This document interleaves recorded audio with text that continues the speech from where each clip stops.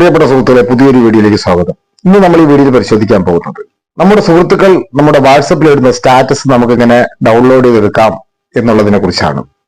നമുക്കറിയാം, ഒരു നല്ല സ്റ്റാറ്റസ് നമ്മൾ കണ്ടു കഴിഞ്ഞാൽ അതിന് അയച്ചു തരുമോ എന്ന് നമ്മൾ സുഹൃത്തുക്കളോട് മെസ്സേജ് അയച്ച് ചോദിക്കാറുണ്ട്. അതിന്റെ ആവശ്യം നമുക്ക് ഇനി ഇല്ല കേട്ടോ. നമുക്ക് ഏത് സ്റ്റാറ്റസ് ആണെങ്കിലും നമ്മൾ കണ്ടു കഴിഞ്ഞാൽ അത് ഡൗൺലോഡ് ചെയ്തെടുക്കാനുള്ള മാർഗമാണ് ഇന്നത്തെ വീഡിയോയിൽ വളരെ വിശദമായി പറയുന്നത്. ആപ്ലിക്കേഷൻ മുഖേന എങ്ങനെ ഡൗൺലോഡ് ചെയ്തെടുക്കാം എന്നുള്ളതിനെ കുറിച്ചാണ് ആദ്യം ഞാൻ പറയാൻ പോകുന്നത്. രണ്ടാമതായി, ആപ്ലിക്കേഷൻ ഉപയോഗിക്കാതെ നമ്മൾ ഡിഫാൾട്ടായിട്ട് നമ്മുടെ ഫോണിലുള്ള ഫയൽ മാനേജർ വഴി നമുക്ക് എങ്ങനെ സ്റ്റാറ്റസ് ഡൗൺലോഡ് ചെയ്തെടുക്കാം ഞാൻ പറയുന്നുണ്ട്. വീഡിയോ സ്കിപ്പ് ചെയ്യാതെ കാണുക. എന്തായാലും നിങ്ങൾക്ക് വാട്സപ്പ് സ്റ്റാറ്റസ് കാണുന്ന എല്ലാ സുഹൃത്തുക്കൾക്കും ഇത് ഉപകാരമായിരിക്കും. നിങ്ങൾ യൂട്യൂബിലാണ് ഈ വീഡിയോ കാണുന്നുണ്ടെങ്കിൽ ഈ ചാനൽ ഒന്ന് സബ്സ്ക്രൈബ് ചെയ്ത് കൊടുക്കുക. അടുത്തുള്ള ബെല്ലേക്കിന് എനേബിൾ ചെയ്തതിൽ ഓൾ ഓപ്ഷൻ എനേബിൾ ചെയ്യുക. നിങ്ങൾ ഫേസ്ബുക്കിലാണ് ഈ വീഡിയോ കാണുന്നുണ്ടെങ്കിൽ നിങ്ങൾ ഈ പേജ് ഒന്ന് ഫോളോ ചെയ്യുക. ഈ അറിവ് നിങ്ങളുടെ കൂട്ടുകാർക്ക് നിങ്ങൾ ഷെയർ ചെയ്ത് കൊടുക്കുക. അവർക്കത് അറിയില്ല എന്നുണ്ടെങ്കിൽ അവർക്കതൊരു ഉപകാരമായി മാറുമല്ലോ. ഈ വീഡിയോ ഇഷ്ടമായാൽ ഈ വീഡിയോക്ക് ഒരു ലൈക്ക് തരിക. നിങ്ങളുടെ വിലയേറിയ അഭിപ്രായങ്ങൾ, നിർദ്ദേശങ്ങൾ താഴെ കാണുന്ന കമന്റ് ബോക്സിൽ രേഖപ്പെടുത്തുക. പിന്നെ ഒരു കാര്യം പറഞ്ഞോട്ടെ, ഇത് അറിയാവുന്ന സുഹൃത്തുക്കളാണെന്നുണ്ടെങ്കിൽ ഈ വീഡിയോ സ്കിപ്പ് ചെയ്ത് പോവുക. നിങ്ങൾ വെറുതെ ഈ വീഡിയോ കണ്ട് നേരം കളയേണ്ട ആവശ്യമില്ല. അറിയാത്ത സുഹൃത്തുക്കൾക്കാണ് വീഡിയോയുടെ ആവശ്യം. എന്തായാലും നമുക്ക് വീഡിയോയിലേക്ക് പോകാം.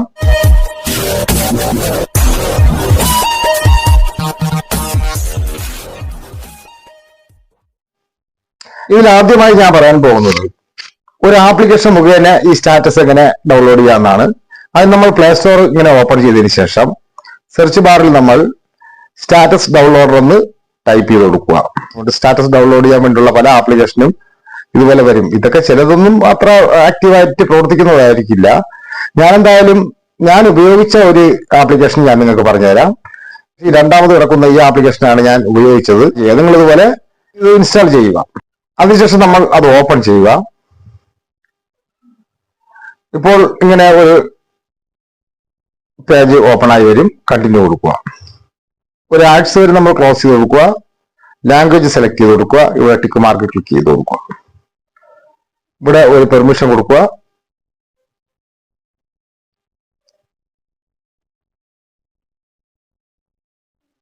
ഇമേജസ്, വീഡിയോസ് എന്നുള്ള രണ്ട് ഓപ്ഷൻ കാണാൻ സാധിക്കും.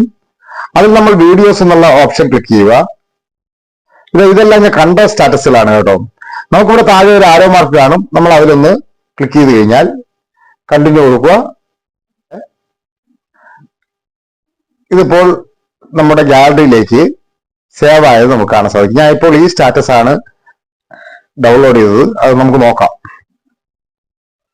ഇപ്പോൾ ഇവിടെ കാണാൻ സാധിക്കും. ആ സ്റ്റാറ്റസ് നമുക്ക് ഇവിടെ ഡൗൺലോഡ് ആയത് കാണാൻ സാധിക്കും. ഇനി നമുക്ക് ആപ്ലിക്കേഷൻ ഇല്ലാതെ നമുക്ക് എങ്ങനെ സ്റ്റാറ്റസ് ഡൗൺലോഡ് ചെയ്യാം എന്നുള്ളതിനെ കുറിച്ച് നമുക്ക് നോക്കാം.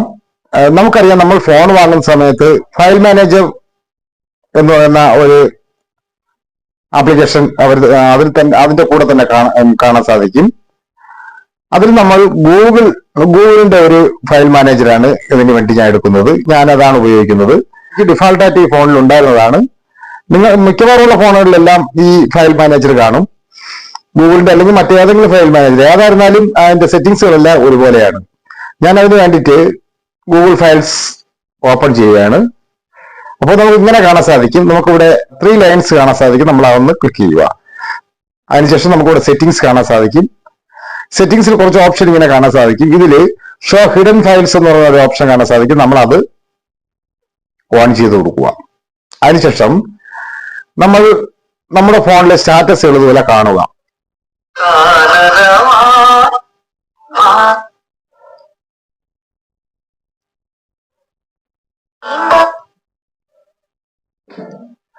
അതിനുശേഷം നമുക്ക് ഇന്റർണൽ സ്റ്റോറേജ് എന്ന് പറയുന്ന ഒരു ഓപ്ഷൻ കാണാൻ സാധിക്കും. നമ്മൾ അതൊന്ന് ക്ലിക്ക് ചെയ്യുക.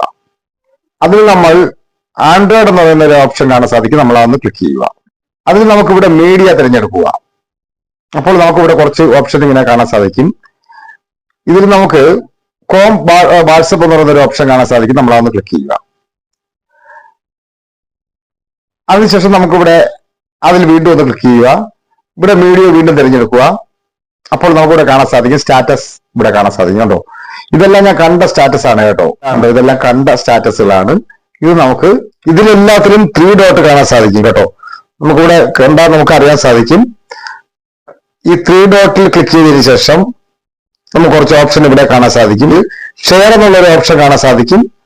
വീണ്ടും ഷെയർ ചെയ്ത് സ്റ്റാറ്റസ് ആക്കുകയോ അല്ലെന്നുണ്ടെങ്കിൽ വാട്സപ്പിൽ തന്നെ ഇതുപോലെ കൊണ്ടുവന്ന് വെച്ചതിന് ശേഷം പിന്നെ നമുക്ക് പിന്നീട് സമയം കിട്ടുന്ന സമയത്ത് നമുക്ക് സ്റ്റാറ്റസ് ആക്കുകയോ എന്ത് വേണോ ചെയ്യാവുന്നതാണ്. ഇങ്ങനെ ഈ 2 രീതികളും നിങ്ങൾ നോക്കുക.